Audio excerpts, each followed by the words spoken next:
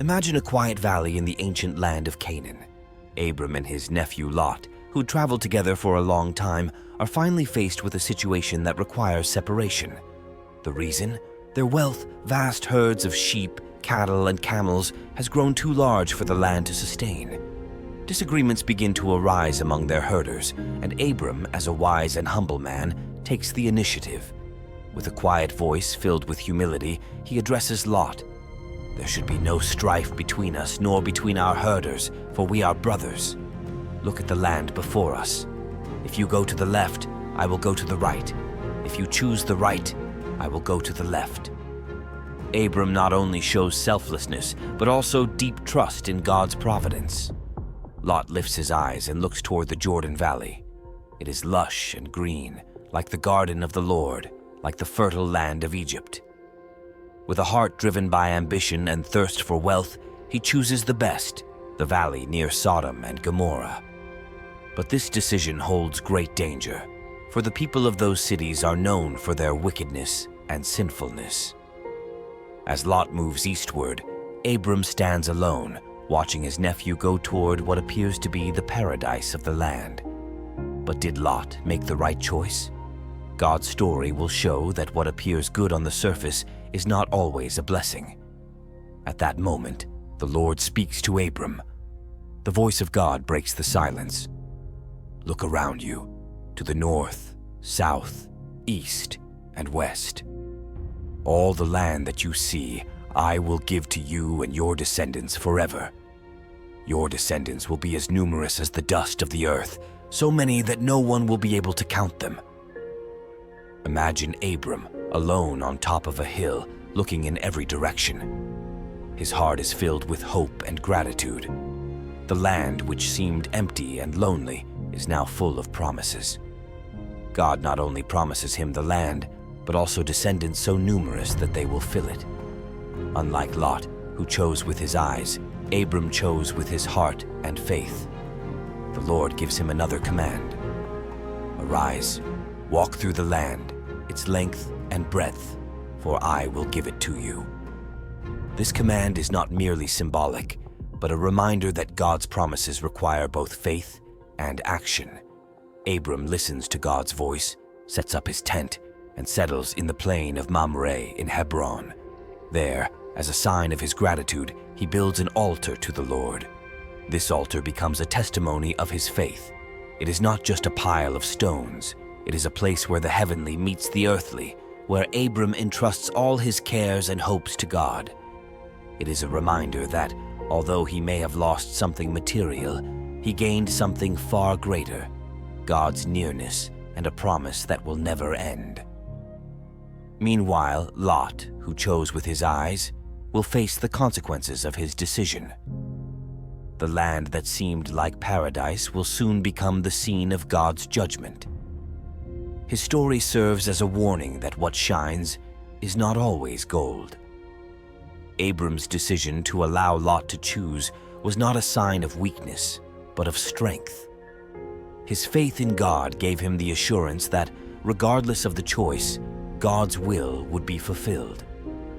This story teaches us that true riches are not in what we possess, but in our relationship with God and the faith that guides us through life. Final message. How would you choose? Would you walk the path of faith like Abram, trusting in God's promises? Or would you choose with your eyes like Lot, focusing on temporary things? Remember, true blessings come when you place your trust in the one who holds the promises.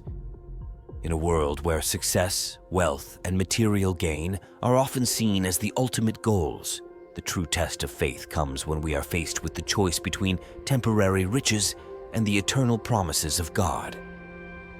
In this video, we explore one of the most defining moments in the life of Abram, when he made the courageous decision to reject the wealth offered by the king of Sodom, demonstrating his unwavering faith and commitment to God's covenant. His story speaks to us today, challenging us to consider what truly holds value in our lives. Many years ago, Abram, a man of deep faith and obedience to God, found himself in a moment of extraordinary victory. After a fierce battle to rescue his nephew Lot and the people of Sodom, Abram returned triumphant, bringing back not only the captives, but also an immense amount of wealth. The king of Sodom, recognizing Abram's valor, offered him a great reward. But Abram, standing firm in his beliefs, refused the offer, choosing instead to rely on God for his blessings. Before we understand Abram's decision, we must first look at the events leading up to this pivotal moment. Sodom and Gomorrah, along with several other cities in the Jordan Valley, had been attacked by a coalition of kings. These kings, seeking power and control, had taken the inhabitants of Sodom captive and plundered their cities. Among those captured was Abram's nephew, Lot. Abram, upon hearing of Lot's plight, immediately gathered his men and set out to rescue him. The journey was not easy. Abram, with a small army of trained men, pursued the kings across long distances through harsh terrain and into the heart of enemy territory. It was a dangerous mission, yet Abram's faith and courage drove him forward. In the ensuing battle, Abram and his men emerged victorious, freeing Lot and the other captives. But the story didn't end with the rescue. In his conquest, Abram had also seized much of the wealth and possessions that the enemy kings had taken from Sodom. Upon his return, Abram was met by two figures, Melchizedek, the king of Salem and priest of the Most High God, who blessed Abram, and the king of Sodom, who had a different offer for him. The king of Sodom, impressed by Abram's bravery and success, approached him with a tempting proposal. "King of Sodom, Abram, you have rescued us. You have brought back everything we lost. Take all this wealth. It is yours to keep. All the riches of the cities, the spoils of war, I offer them to you." This was no small offer. Abram had risked his life and the lives of his men to rescue the people of Sodom, and now he was being given the chance to claim the rewards. The wealth he could have gained was vast: treasures, livestock, riches beyond measure. But Abram's response was both humble and bold. "Abram, I will not take anything from you, not even a thread or a sandal strap, so that you may not say, 'I have made Abram rich.' I do not want anyone to have reason to boast that they made me wealthy. I will take nothing except what my men have eaten and the share of the men who went with me." Abram's refusal was more than just a rejection of material wealth. It was a declaration of his unwavering faith and trust in God. By turning down the king's offer, Abram made a bold statement. He would not rely on the world or its systems for his provision. He knew that everything he had was a gift from God, and he would not allow any man to take credit for what only God could give. Why did Abram refuse such a generous offer? Was he not entitled to the spoils of his victory? The answer lies in his deep understanding of his relationship with God. Abram had already been promised that his descendants would inherit the land and that he would be blessed beyond measure. He knew that wealth gained by human means, especially through a worldly king like the king of Sodom, would not have the same lasting value as the blessings that God had promised him. Furthermore, Abram's refusal was a safeguard against any future accusations that he had gained his wealth through the world system rather than through God's grace. He wanted to ensure that the glory for his success would be directed solely toward God. By refusing the wealth, Abram set an example for all of us today, teaching us that we should never allow the world's riches to compromise our relationship with God. Dotuka Evo Elevan Labs. At the core of Abram's decision was his unwavering commitment to God's covenant. God had called him out of Ur of the Chaldees and promised to bless him with a land and a nation.